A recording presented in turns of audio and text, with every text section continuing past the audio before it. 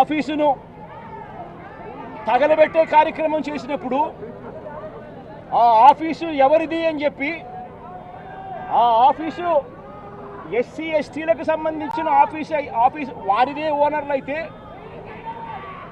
అప్పుడు ఇది non bailable sections కిందికి వస్తుంది, ఎస్సీ ఎస్టీ కేసు పెట్టచ్చు అనే ఉద్దేశంతో ఏకంగా తెలుగుదేశం పార్టీ ఆఫీసు ఎస్సీ ఎస్టీలదని చెప్పి ఇంకో దొంగ కేసు, ఎస్టీ ఎస్టీలదే అని చెప్పి ఇంకొక దొంగ వాంగ్మూలాన్ని కూడా ఇచ్చేశారు ఇదే పెద్ద మనిషి చంద్రబాబు నాయుడు గారు.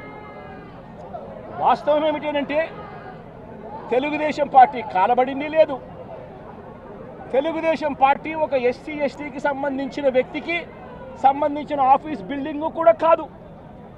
తెలుగుదేశం పార్టీ ఆఫీసు కడియాల సీతారామయ్య గారు అనే ఎస్సీ కాదు, ఎస్టీ కాదు, కనీసం బీసీ కూడా కాదు,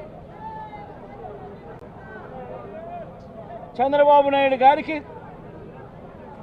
సంబంధించిన వ్యక్తి ఆయన బిల్డింగ్ అది.